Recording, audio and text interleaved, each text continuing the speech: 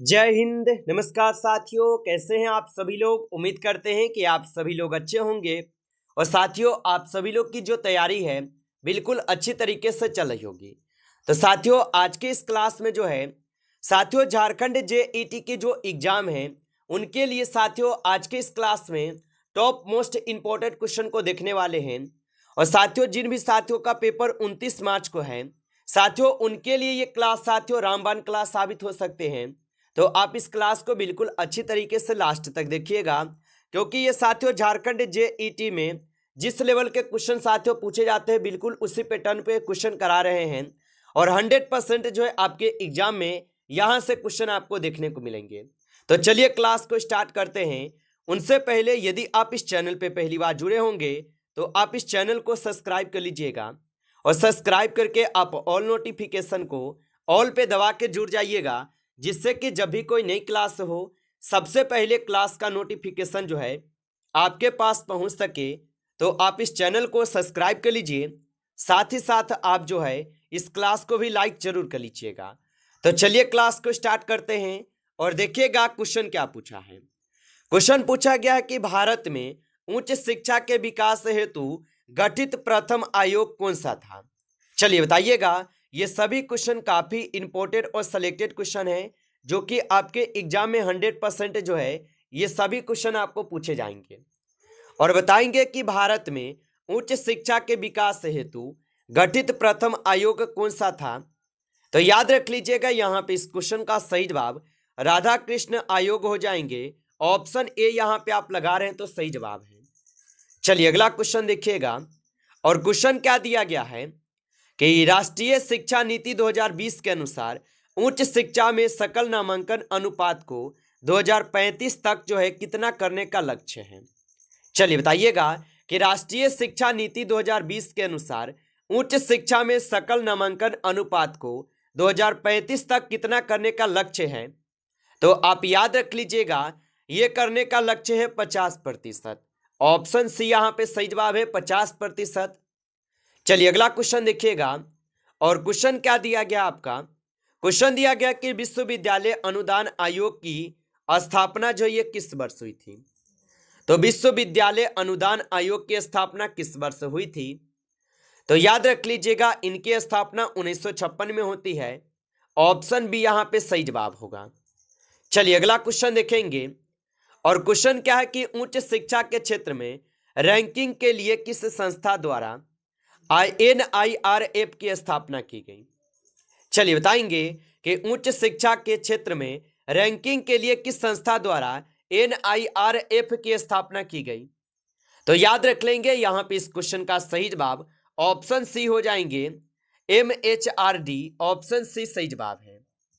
चलिए अगला क्वेश्चन देखिएगा। और क्वेश्चन है कि भारत में तकनीकी शिक्षा के नियमन हेतु कौन सा वैधानिक निकाय स्थापित है। तो भारत में तकनीकी शिक्षा के नियमन हेतु कौन सा वैधानिक निकाय स्थापित है। तो याद रख लीजिएगा, यहां पे इस क्वेश्चन का सही जवाब ऑप्शन यहां पे बी हो जाएंगे AICTE। ऑप्शन यहां पे बी इस क्वेश्चन का सही जवाब दिए गए हैं। अगला क्वेश्चन दिया गया है कि राष्ट्रीय मूल्यांकन एवं प्रत्यायन परिषद का मुख्यालय कहां स्थित है। चलिए बताएंगे कि राष्ट्रीय मूल्यांकन एवं प्रत्यायन परिषद का जो मुख्यालय है कहां स्थित है। तो ये स्थित हो जाएंगे बेंगलुरु में। ऑप्शन डी कीजिएगा इस क्वेश्चन का सही जवाब, बेंगलुरु में स्थित है। चलिए आगे देखेंगे आप सभी लोग। और क्वेश्चन क्या है कि शिक्षा का अधिकार अधिनियम 2009 किस आयु वर्ग के बच्चों के अनिवार्य शिक्षा का प्रावधान करता है। तो शिक्षा का अधिकार अधिनियम 2009 किस आयु वर्ग के बच्चों के लिए अनिवार्य शिक्षा प्रदान करता है। तो याद रख लेंगे, यहां पे इस क्वेश्चन का सही जवाब ऑप्शन यहां पे साथियों बी हो जाएंगे 6 से 14 वर्ष तक। ऑप्शन बी सही जवाब होगा। चलिए आगे देखेंगे। क्वेश्चन है कि भारतीय उच्च शिक्षा में रटने की प्रवृत्ति से मुक्ति एवं रचनात्मकता को बढ़ावा देने के लिए किस समिति ने सिफारिश दी थी। तो भारतीय उच्च शिक्षा में रटने की प्रवृत्ति से मुक्ति एवं रचनात्मक शिक्षा को बढ़ावा देने के लिए किस समिति ने सिफारिश की। तो यहां पे इस क्वेश्चन का सही जवाब यशपाल समिति लगाएंगे। ऑप्शन सी सही जवाब है यशपाल समिति। अगला क्वेश्चन यहाँ पे है कि यूजीसी के अंतर्गत विश्वविद्यालय शब्द का तात्पर्य किससे है। तो यूजीसी के अंतर्गत विश्वविद्यालय शब्द का तात्पर्य किससे है। तो याद रख लीजिएगा आप सभी लोग, ये हो जाएंगे आपके यहाँ पे उपयुक्त सभी से। ऑप्शन डी यहाँ पे आप लगा रहे हैं तो सही जवाब है। चलिए आगे देखिएगा, क्वेश्चन दिया गया है। क्वेश्चन क्या है कि भारत में प्रज्ञाकिक योग्यता मूल्यांकन हेतु निम्नलिखित में से कौन सा परीक्षण यूजीसी द्वारा आयोजित की जाती है। तो यहाँ पे इस क्वेश्चन का सही जवाब क्या है। तो यहाँ पे इस क्वेश्चन का सही जवाब ऑप्शन सी है एनईटी। ऑप्शन सी सही जवाब होगा। चलिए आगे देखिएगा, क्वेश्चन है आपका कि उच्च शिक्षा में गुणवत्ता आश्वासन हेतु एनएएसी द्वारा कितने वर्ष के मान्यता प्रदान की जाती है। तो उच्च शिक्षा में गुणवत्ता आश्वासन हेतु एनएसीसी कितने वर्षों के लिए जो मान्यता प्रदान की जाती है। तो याद रख लीजिएगा, ये किए जाते हैं आपके 5 वर्षों के लिए। ऑप्शन बी यहाँ पे इस क्वेश्चन का सही जवाब है। आगे देखिएगा, क्वेश्चन है कि दूरस्थ शिक्षा परिषद का विलय किस संस्था में कर दिया गया था। तो दूरस्थ शिक्षा परिषद का विलय किस संस्था में कर दिया गया था। तो याद रखिएगा, यहाँ पे इस क्वेश्चन का सही जवाब ऑप्शन सी है यूजीसी में। ऑप्शन सी सही जवाब है। चलिए आगे देखेंगे साथियों, क्वेश्चन है और क्वेश्चन क्या है आपका कि एनईपी 2020 के अनुसार उच्च शिक्षा में बहुविषयक शिक्षा को बढ़ावा देने के लिए किस प्रकार की संस्थाओं की स्थापना का प्रस्ताव है। तो एनईपी 2020 के अनुसार उच्च शिक्षा में बहुविषयक शिक्षा को बढ़ावा देने के लिए किस प्रकार की संस्थाओं का स्थापना का प्रस्ताव है। तो आप याद रख लेंगे, बहुविषयक शिक्षा का एवं अनुसंधान विश्वविद्यालय। ऑप्शन बी यहाँ पे इस क्वेश्चन का जो है बिल्कुल सही जवाब होगा। चलिए आगे देखेंगे, क्वेश्चन है और क्वेश्चन है कि भारत में शिक्षक शिक्षा के नियमन हेतु कौन सा वैधानिक निकाय कार्यरत है। चलिए बताइए, और आप अभी तक इस क्लास को जो है लाइक नहीं किए हैं तो आप इस क्लास को एक बार लाइक कर लेंगे। नए जुड़े इस चैनल पे तो आप इस चैनल को भी सब्सक्राइब करके ऑल नोटिफिकेशन को आप ऑल पे दबा के जुड़ जाइएगा, जिससे कि जब भी कोई नई क्लास हो सबसे पहले क्लास का नोटिफिकेशन आपके पास जो है पहुंच सके। तो आप इस चैनल को सब्सक्राइब जरूर कर लेंगे। और बताएंगे यहाँ पे कि भारत में शिक्षक शिक्षा के नियमन हेतु कौन सा वैधानिक निकाय कार्यरत है। तो याद रख लेंगे, यहाँ पे इस क्वेश्चन का सही जवाब ऑप्शन यहाँ पे बी हो जाएंगे एनसीटीई। याद रखेंगे। अगला क्वेश्चन है कि विश्वविद्यालय अनुदान आयोग अधिनियम किस वर्ष जो है यहाँ पे पारित किया गया था। तो विश्वविद्यालय अनुदान आयोग अधिनियम किस वर्ष जो है पारित किया गया था। तो याद रखिएगा, यहाँ पे इस क्वेश्चन का सही जवाब ऑप्शन बी है 1956 के द्वारा। याद रखेंगे। अगला क्वेश्चन यहाँ पे है और क्वेश्चन है कि भारत में उच्च शिक्षा के क्षेत्र में राष्ट्रीय उच्चतर शिक्षा अभियान का मुख्य उद्देश्य क्या है। चलिए बताइएगा कि भारत में उच्च शिक्षा के क्षेत्र में राष्ट्रीय उच्चतर शिक्षा अभियान का मुख्य उद्देश्य क्या है। तो यहाँ पे इस क्वेश्चन का सही जवाब ऑप्शन यहाँ पे बी है राज्य विद्यालय और कॉलेजों को वित्तीय सहायता। ऑप्शन यहाँ पे बी इस क्वेश्चन का आपका सही जवाब है। चलिए आगे देखेंगे, क्वेश्चन है आपका कि भारतीय सामाजिक विज्ञान अनुसंधान परिषद का मुख्यालय कहाँ स्थित है। चलिए बताइएगा कि भारतीय सामाजिक विज्ञान अनुसंधान परिषद का मुख्यालय कहाँ स्थित है। तो यहाँ पे इस क्वेश्चन का आप सही जवाब ऑप्शन जो है डी कीजिएगा, नई दिल्ली में है। ऑप्शन डी कीजिएगा, सही जवाब नई दिल्ली में होगा। आगे देखिएगा, क्वेश्चन यहाँ पे है कि एनईपी 2020 के अंतर्गत उच्च शिक्षा के लिए प्रस्तावित नियामक निकाय का क्या नाम है। तो एनईपी 2020 के अंतर्गत उच्च शिक्षा के लिए प्रस्तावित नियामक निकाय का क्या नाम है। तो याद रख लीजिएगा, यहाँ पे इनका नाम हो जाएंगे NECI। ऑप्शन यहाँ पे सी सही जवाब हो जाएंगे HECI। आगे देखिएगा, क्वेश्चन है, क्वेश्चन क्या दिया गया कि all India counselling for technical education की जो स्थापना है ये किस वर्ष हुई थी। चलिए बताइएगा कि all India counselling for technical education की स्थापना किस वर्ष हुई थी। तो इनकी स्थापना 1945 में होती है। ऑप्शन ए सही जवाब होगा। आगे देखिएगा, क्वेश्चन यहां पे है कि पर्यावरण एक अविभाज्य समष्टि है जिसकी रचना होती है।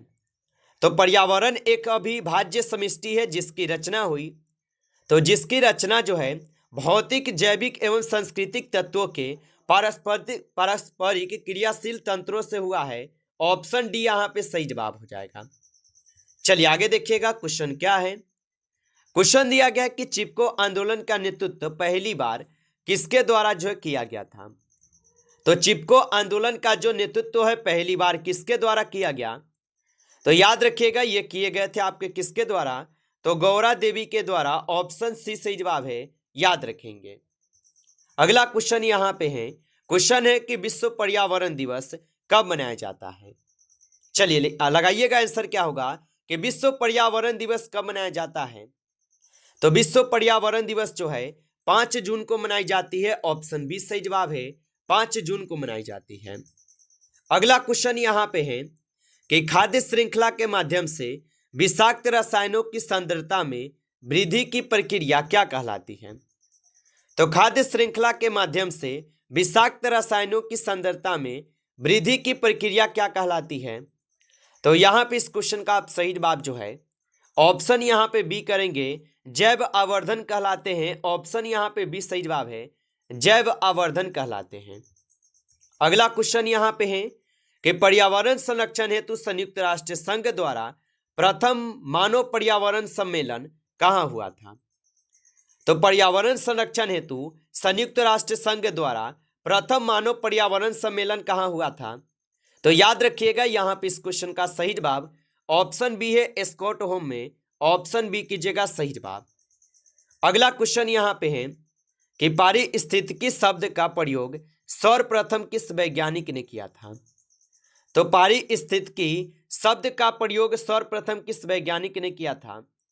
तो यहाँ पे इस क्वेश्चन का आप सही जवाब जो है ऑप्शन यहाँ पे साथियों क्या करेंगे, तो ऑप्शन बी कर लेंगे। ऑप्शन बी लगा रहे हैं तो सही जवाब है। चलिए आगे देखिएगा, क्वेश्चन क्या है आपका। क्वेश्चन दिया गया है कि सतत विकास के लिए सबसे आवश्यक क्या है। चलिए बताइएगा कि सतत विकास के लिए सबसे आवश्यक क्या है। तो सतत विकास के लिए सबसे आवश्यक जो है जैव विविधता का संरक्षण है। ऑप्शन बी करेंगे सही जवाब। चलिए अगला क्वेश्चन देखेंगे। क्वेश्चन दिया गया है कि भारत के बड़े शहरों में वायु प्रदूषण का प्रमुख स्रोत क्या है। तो भारत के बड़े शहरों में वायु प्रदूषण का प्रमुख स्रोत क्या है। तो यहाँ पे इस क्वेश्चन का सही जवाब ऑप्शन यहाँ पे बी है, परिवहन क्षेत्र। ऑप्शन बी कीजिएगा सही जवाब। अगला क्वेश्चन है और क्वेश्चन है कि मानव परिस्थितिकी मानव का उसके वातावरण के साथ संबंधों का अध्ययन करने वाला विज्ञान है और ये कथन किसका है। तो मानव परिस्थितिकी मानव का उसके वातावरण के साथ संबंधों का अध्ययन करने वाला विज्ञान है, ये कथन किसका है। तो ये कथन हो जाएंगे किसका, तो यहाँ पे इस क्वेश्चन का सही जवाब ऑप्शन ए है, याद रखेंगे। चलिए आगे देखिएगा, क्वेश्चन आपका दिया गया है निम्नलिखित में से कौन सा एक नवीनीकरण ऊर्जा का स्रोत नहीं है। तो निम्नलिखित में से कौन सा एक नवीकरण ऊर्जा का स्रोत नहीं है। तो याद रख लीजिएगा यहाँ पे जो है कोयला नहीं होगा। ऑप्शन डी कीजिएगा इस क्वेश्चन का सही जवाब। नमस्कार साथियों, इस क्लास में जो है आपके टॉप 30 क्वेश्चन थे जो कि काफ़ी इंपॉर्टेंट क्वेश्चन थे ये सभी क्वेश्चन। साथियों यदि आपको क्लास अच्छा लगा हो तो आप इस क्लास को लाइक कर लेंगे। नए जुड़े हैं इस चैनल पे तो आप इस चैनल को सब्सक्राइब करके ऑल नोटिफिकेशन को ऑल पे दबा के जुड़ जाइए, जिससे कि जब भी कोई नई क्लास हो सबसे पहले क्लास का नोटिफिकेशन जो है आपके पास पहुंच सके। तो आप इस चैनल को सब्सक्राइब कर लीजिए। चलिए फिर मिलते हैं आपसे एक नेक्स्ट टॉपिक के साथ नेक्स्ट क्लास में। तब तक के लिए जय हिंद, जय भारत।